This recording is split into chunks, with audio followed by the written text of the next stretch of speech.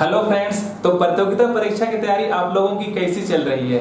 उम्मीद करते हैं कि आप लोग बहुत ही शानदार, बिंदास, धुआंधार पारी के साथ प्रतियोगिता परीक्षा की तैयारी कर रहे होंगे। ठीक है, हम लोग पिछले वीडियोस में नंबर सिस्टम, सिंप्लीफिकेशन के औसम सवाल को देखें, क्या बेहतर अप्रोच होता है, बेस्ट ट्रिक क्या होते हैं, शॉर्ट ट्रिक क्या होते हैं, सभी तरीकों के बारे में बात की। ठीक है, और हम लोग वर्ग वर्गमूल का पहला पार्ट देखें। वो वीडियो बहुत ही लंबा बनने के लिए जा रहा था, इसीलिए मैं उस वीडियो को बीच में खत्म कर दिया, समाप्त कर दिया। ठीक है ना, तो उसी वीडियो का कुछ सवाल है मेरे पास, ज्यादा समय लूंगा नहीं आज, लेकिन जो भी सवाल है 4-5 सवाल है, वेरी वेरी इंपॉर्टेंट है आने वाले एग्जाम के लिए। और ये सवाल हमेशा पूछे जाते हुए आए हैं और आने वाले समय में भी पूछे जाएंगे। ठीक है ना, तो सीधे हम लोग स्टार्ट करते हैं बिना समय गंवाए हुए, ज्यादा समय लूंगा नहीं। पहला सवाल स्क्रीन पर आप देख सकते हैं, लिखा हुआ है कि 144 का वैल्यू कितना दिया हुआ है। 144 का वैल्यू कितना, 12 दिया हुआ है। अगर 144 का वैल्यू नहीं भी दिया रहता दोस्त, हमको 1 से 30 तक का वर्ग और वर्गमूल, स्क्वायर एंड स्क्वायर रूट मौखिक ही मालूम होना चाहिए। ठीक है ना, जैसे कि मान लीजिए कहीं आपको 729 दिखाई देता, तो क्या आप इसको निकालते? जो हम तरीका बताएं, बिल्कुल नहीं निकालना। 1 से 30 तक के लिए आपको मौखिक ही मालूम होना चाहिए किसका है, 27 का है। अगर कहीं आपको 8 से 41 दिखाई देता, तो क्या आप इसको निकालने के लिए जाते हैं? बिल्कुल नहीं निकालना, सीधे आप इसको मौखिक ही बना सकते हो। कितना, 29। ठीक है, 29। तो उसी प्रकार से 144 का वैल्यू यहाँ पर कितना दिया हुआ है, 12 दिया हुआ है। तो इसी को आधार मानते हुए हम लोग बनाते हैं। क्या लिखा हुआ है क्वेश्चन में, क्या वैल्यू फाइंड करना है हमको? रूट लगा हुआ है 0.0000144, डिवाइड में कितना है, 12 है। ठीक है ना, यही दिया हुआ है। रूट सिर्फ ऊपर में लगा हुआ है, नीचे में रूट नहीं है। अब यहाँ पर डेसिमल है और पॉइंट के बाद 1 2 3 4 5 6 7 8 अंक है। ठीक है ना, लेकिन 144 से पहले 0 है, तो हमको बस इसको कंसीडर करना है 144 को। तो 144 का रूट कितना होता है, 12 होता है, तो हम पहले 12 लिख लेंगे। लेकिन बात रहा कि डेसिमल के बाद कितने सारे जीरो हैं, फिर कितना 8 डिजिट है, तो ये पॉइंट अब लगेगा कहाँ? रूट तो हटा दिए हम, रूट हटाने के बाद 12 लिखे, लेकिन पॉइंट को लगाएंगे कैसे? तो पॉइंट लगाने का तरीका क्या होता है, डेसिमल के बाद हम डिजिट काउंट कर लेते हैं, अंक को गिन लेते हैं। 1 2 3 4 5 6 7 8 अंक है। ठीक है ना, 8 अंक है और ये स्क्वायर रूट है, तो स्क्वायर रूट में एकदम गांठ बांध के याद कर लीजिए कि उसको 2 से डिवाइड करना होता है। जो भी अंक आता है डेसिमल के बाद, 1 2 3 4 5 6 8 अंक को 2 से डिवाइड करेंगे। अगर यहाँ क्यूब रूट रहता तो हम उसको 3 से डिवाइड करते हैं, तो पॉइंट के बाद भी ऐसा अंक आता जो 3 से कट जाता है। यहाँ 8 अंक नहीं आता, 9 अंक आता, 1 0 ज्यादा रहता। कब ऐसा होता? जब क्यूब रूट रहता था। ठीक है, तब क्यूब वाला संख्या भी रहता तो अलग रहता, वो क्यूब रूट रहता तो। स्क्वायर रूट है बोल के हम अंक को काउंट कर लिए। कब काउंट किए, कहां से काउंट किए? डेसिमल के बाद 1 2 3 4 5 8 अंक लिए, उसको 2 से डिवाइड कर लिए, कितना आ जाएगा, 4। तब इस 4 का करेंगे क्या? ये 4 क्या के लिए है, किस काम के लिए? तो 4 आया, इसका मतलब हमको पीछे से काउंट करना, 1 2 3 4, मतलब कि हमको 4 अंक बना लेना है। उसके बाद क्या लगा देना है, यहाँ पर डेसिमल लगा देना है। ठीक है ना, इसीलिए 4 को हम यहाँ पर इस्तेमाल किए 2 से काट के। ठीक है ना, तब इसको 12 से भी कट जाएगा, 12 का 12 आया, तो कितना आ जाएगा, 0.0001 आ जाएगा, क्योंकि डेसिमल के बाद 4 अंक का होना जरूरी है, क्योंकि 1 2 3 4 अंक है, तो यहाँ पर भी 4 अंक लगा देंगे। ऐसा नहीं कि 12 से कट गए और आप 0.001 लगा दे रहे हैं, तो गलत हो जाएगा। ऑप्शन में ये भी है। ठीक है ना, तो ध्यान रखना है कि डेसिमल के बाद कितना अंक है, 4 अंक है, तो डेसिमल के बाद कितना अंक लिखे, हम 4 अंक लिखे। ठीक है ना, कोई दिक्कत नहीं, बहुत ही आसान सवाल था। आगे बढ़ते हैं, लेकिन थोड़ा थोड़ा कंफ्यूजन के चलते क्या हो सकता है कि आपका उत्तर गलत हो सकता है, क्योंकि दोनों ऑप्शन में, क्योंकि बार साहब तो काट देते हैं। यहाँ पर काटते तो क्या आता है कि 0.001 लिखते हैं, ऑप्शन से मिल जाता, गलत हो जाता। लेकिन पॉइंट पर 4 डिजिट है, तो 4 डिजिट होना जरूरी है कटने के बाद। ठीक है, नेक्स्ट सवाल को देखते हैं। अगला सवाल क्या है मेरे पास, देखिए 1296 दिया हुआ है। 1296 का वैल्यू कितना है दोस्त, 36 है। ठीक है ना, और क्या फाइंड करना है हमको, 12.96, यही दिया हुआ है। आगे हम नहीं लिख रहे, ऊपर नीचे लिख रहे, चलेगा ना। फिर यहाँ कितना दिया हुआ, प्लस 0.1296। आगे क्या दिया हुआ है, हम ऊपर नीचे लिख रहे हैं, आप लोग दिखाई दे रहा है, इतना दूर तक दिखाई दे रहा है। ठीक है ना, ऊपर नीचे लिख रहे हैं, इससे क्या फायदा होगा, क्या फायदा होगा। फिर कितना लिखा है, 0.00, 2 जीरो है ना, 1296। उसके बाद कितना है, 4 जीरो है। ठीक है, कितना जीरो, 4 जीरो, 0.00 फिर 1296 है। अभी हम जस्ट बताएं कि पॉइंट हटता है 36 तो होगा इसका भी 36 होगा, लेकिन 36 लिखने के बाद पॉइंट के बाद कितना डिजिट है? 2 डिजिट है, तो 2 अंक है, तो 2 का आधा कितना होता है? अरे 2 को आधा करेंगे तो 1 ही आ जाएगा। इसका मतलब 1 अंक के बाद क्या लगेगा? डिजिट लगेगा, ठीक है ना। यहाँ पर पॉइंट के बाद कितना अंक है? 1 2 3 4 है, तो 4 को 2 से भागा कर दीजिए। तो 4 को 2 से भागा करेंगे तो कितना आ जाएगा? 2 दूनी 4। इसका मतलब कि 2 अंक के बाद डिजिट लगेगा।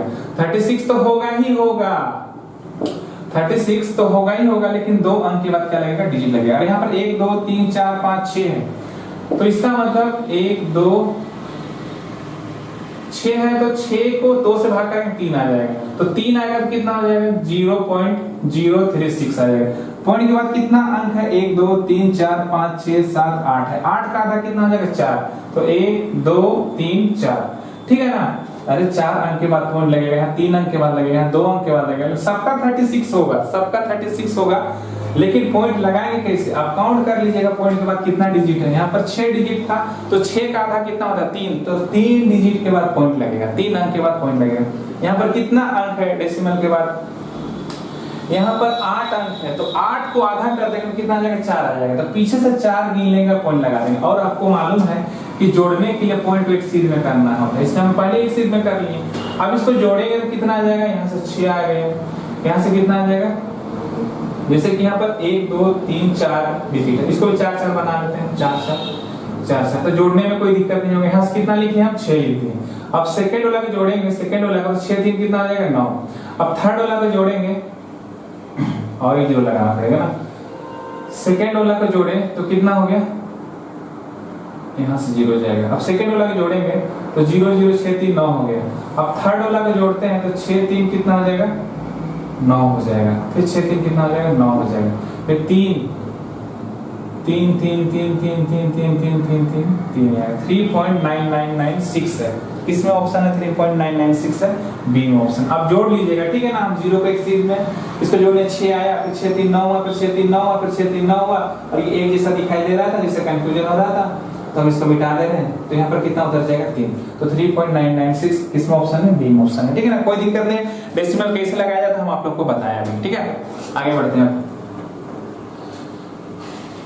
36 ही लिखना है, लेकिन डेसिमल लगाना ही यहाँ पर बहुत बड़ी बात था। डेसिमल लगने के बाद इसका सॉल्यूशन बहुत आसान हो जाता है, और कुछ नहीं था। अब यहाँ पर क्या लिखा हुआ है? इसमें देखिए √9 का वैल्यू कितना दिया हुआ है? 3 दिया हुआ है, ठीक है। तो इसका वैल्यू निकालना है। अब क्यों ऐसा दिया हुआ है पता नहीं, √9 इसको तो जानते ही हम लोग, √9 कितना होता है, और यहाँ कितना है? 9। तो इसको हम यहाँ हल करते हैं, ठीक है ना। तो बताइए इस भागा का मतलब क्या होता है? भाग का मतलब डिवाइड में 9 आ जाएगा। अब इसको अगर हम तोड़ना चाहेंगे तो 9 तिया कितना होगा? 27 हो जाएगा। ऐसा अलग अलग, अच्छा छोड़िए, ऐसे लिख सकते हैं ऐसा 9 गुना 3, 9 तिया 27 होता है ना, तो 9 तिया 27, 9 गुना 3 लिख लिए, कोई दिक्कत। और ये 9, इसको अलग अलग भी हम लिख सकते हैं, √9 गुना √3, और नीचे में कितना? √9। ये तो कट गया, तो कितना बचा? √3 बचा। कितना बचा? √3, और √3 ही इसका क्या है? आंसर है। तो अब देखिए ये जो दिया हुआ था √9, पता नहीं क्यों दिया हुआ था, हमको उससे मतलब नहीं था, हमको तो आंसर निकालने से मतलब है। कितना निकल के आ गया? √3 आ गया, ठीक है ना। कोई दिक्कत नहीं है, हम इसको मिटाते हैं, आगे बढ़ते हैं। यहाँ √9 का वैल्यू 3 दिया हुआ था, तो हम उसको 9 तो कट गया, तो कोई काम का नहीं था, पता नहीं क्यों दिया हुआ है। अब इसको देखिए ध्यान से, 88935 है, ठीक है ना। अब इसमें कौन सी संख्या गुना करें या कौन सी संख्या को भाग करें कि ये पूर्ण वर्ग बन जाए, परफेक्ट स्क्वायर नंबर बन जाए। तो करेंगे क्या इसको? ऐसे तो पता नहीं चल रहा, ऑप्शन देख रहे हैं 3 5 15, उससे भी पता नहीं चल रहा है। अब कैसे पता करें इसको? तो इसको प्राइम फैक्टर कर लेते हैं। अब प्राइम फैक्टर करेंगे तो किससे जाएगा टेबल में? ये 3 से भी जा सकता है, तो कोई बड़ा संख्या लेंगे जो प्राइम नंबर होना चाहिए। तो अच्छा हाँ 11 से दिख रहा है, 11 8 है 88, ये पूरा चला गया, लेकिन पूरा डबल डिजिट गया है तो 0 लगेगा। फिर 11 8 है 88, 0 लगाएंगे यहाँ पर, ठीक है ना। ये डिवाइड का रूल सबको मालूम होना चाहिए। तो 93 में 88 चला गया तो कितना बचा? 5 बचा, 11 बचा 55। अगर एक 11 आया है तो और एक 11 जरूर आएगा। 11 7 77, कितना बचा? 3 बचा। तो 11 3 33, फिर 11 बचे 55, फिर किससे जाएगा? 11 से जाएगा नहीं 7 से जाएगा, 7 1 7, फिर 7 बचे 35, एक 0 लगेगा, डबल डिजिट जाता है तो, ठीक है ना। 7 बचे कितना हो गया? 35, फिर किससे जाएगा? एक बार गया तो और एक बार जाएगा, ये 7 एका 7, फिर 7 5 35। अब ये 15 आ गया, तो 3 गुना 5। अब इसको अगर हम फैक्टर कर रहे हैं 11 गुना 11, 7 गुना 7 और 3 गुना 5, तो 11 का जोड़ा है, 7 7 का जोड़ा है, लेकिन 3 और 5 का जोड़ा नहीं है। तो इसको जोड़ा बनाने के लिए और एक 3 गुना करना पड़ेगा, और इसका भी जोड़ा बनाने के लिए और एक 5 गुना करना पड़ेगा, ठीक है ना। तो यहाँ पर आप देखिए ध्यान से कि 11 का तो जोड़ा बन गया, 7 का भी जोड़ा बन गया, 3 और 5 का जोड़ा नहीं था, तो हम अपने से 3 को गुना किए और अपने से 5 को गुना किए, मतलब 3 और 5 को गुना किए, 3 और 5 को गुना किए, तो 3 5 कितना होगा 15। इसका मतलब इसको 15 से गुना करना पड़ेगा, या फिर इसको हटाना भी है तो 15 से ही ना हटाएंगे तब ये पूरा कट जाएगा। तो गुना करने बोले या फिर हटाने बोले बात बराबर है। ओके, आइए स्टार्ट करते हैं, सॉरी स्टार्ट करते हैं, नेक्स्ट सवाल को देखते हैं। क्या स्टार्ट करेंगे, ठीक है। नेक्स्ट सवाल क्या है मेरे पास, यहाँ पर 22,801 पौधे लगाना है। तो 22,801 पौधा है, मतलब जितना पौधा होगा उतना क्या होगा, रो एंड कॉलम क्या होना चाहिए, बराबर होना चाहिए, ऐसे बोल रहा है, ठीक है। और कोई भी पौधा ना बचे, तो इसके लिए क्या करना पड़ेगा, इसको हमको स्क्वायर में लगाना पड़ेगा, मतलब इधर जितना पौधा है, जैसे कि 10 पौधा इधर, तो 10 पौधा इधर भी लगाना पड़ेगा, तब इधर 10 इधर भी कितना 10, मतलब कि सब तरफ से क्या हो जाए बराबर। मान के चलिए एग्जांपल दे 10, ऐसा भी हमको पता नहीं, जब वर्गमूल निकल जाएगा तब पता चल जाएगा कि ऐसे हॉरिजॉन्टल में और वर्टिकल में कितना कितना पौधा लगेंगे, ठीक है ना। अभी देखिए इसको करना कैसे है, इसको करना कैसे है अभी देखिए। अब एक चीज बताइए, हम इसका वर्गमूल का निकालने का तरीका बताया था, क्या बताया था, पीछे से 2 अंक को काउंट कर लीजिए, 1 अंक 2 अंक काउंट कर लिए, काउंट करने के बाद देख रहे हैं कि यहाँ पर 1 है, कितना है 1 है, तो एक तो 1 होगा नहीं तो 9 होगा, क्योंकि एक होता है 9 9 81 होता है। इस दोनों डिजिट के लिए सिर्फ हम एक को ध्यान दे कंसीडर किए, तो एक किस में आता है, एक 9 9 81। अब इसको ध्यान देना है कि 228 है, तो 15 का स्क्वायर 225 होता है, तो इससे ठीक छोटा वाला को लेना था हमको, 228 छोटा तो 15 का ही होगा। एक तो आंसर 151 होगा या फिर 159 होगा, लेकिन हम जानेंगे कि इस दोनों में से है कौन, ठीक है ना, इस दोनों में से है कौन। लेकिन यहाँ ऑप्शन देख रहे हैं तो 159 है क्या, नहीं है, एक ही ऑप्शन दिया हुआ है 151 है, और यही क्या हो जाएगा आंसर। ऑप्शन नंबर किस में है, सी में। अगर यहाँ पर 159 का ऑप्शन में रहता तो हमको 155 का निकालना पड़ता और चेक करना पड़ता। ये तरीका हम आपको वीडियो 1 में बता चुके हैं, तो अभी हम चेक नहीं करेंगे, समय बचाना है, ठीक है ना। यहाँ ऑप्शन में दिखा हमको 151, हम इसी को मान लेंगे। कहने का मतलब 151 पौधा इधर भी लगेगा, 151 पौधा इधर भी लगेगा, 100 मतलब कि 151 पौधा इधर भी लगेगा, फिर 151। ऐसा करते करते अगर हम लगाते हैं तो 22,801 पौधा लग जाएगा, ठीक है, यही बोल रहा था, ठीक है। वर्गमूल निकालना था, कुछ नहीं था इसमें। अब नेक्स्ट सवाल को देखते हैं, अगला क्या है, इसमें वर्गमूल निकालना है। 35 7 to 1 है, इसका भी क्या निकालना है, वर्गमूल निकालना है। तो वर्गमूल निकालने का तरीका हम क्या बताए थे, यहाँ से अलग कर दीजिए, यहाँ पर 1 है और यहाँ 9, इसके लिए क्या होगा 1 के लिए, एक तो 1 होगा नहीं तो 9 होगा, ठीक है ना। अब यहाँ 357 है, इतनी बड़ी संख्या है, ठीक है ना, इतनी बड़ी क्या है संख्या है। तो अब बताइए किसका स्क्वायर 357 से कम होता है, 361 तो 19 का आता है, इसका मतलब ये 18 का होगा, मतलब 181 होगा नहीं तो 189 होगा। तो ऑप्शन चेक कर लेते हैं हम, तो 181 तो दिया ही हुआ नहीं है यहाँ पर, तो मतलब फटाक से किसको लिख देंगे 189 को, और क्या हो जाएगा आंसर, ठीक है ना। अगर 181 भी दिया रहता तो 185 का हम निकाल लेते हैं।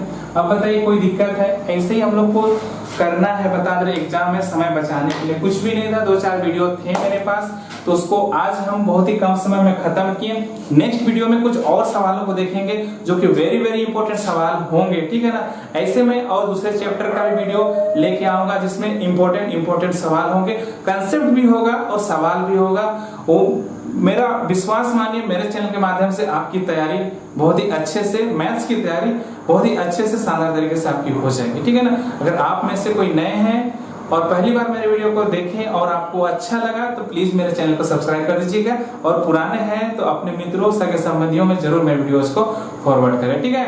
तब तक अपना ख्याल रखिए, खुश रहिए, सुरक्षित रहिए, तब तक के लिए बाय।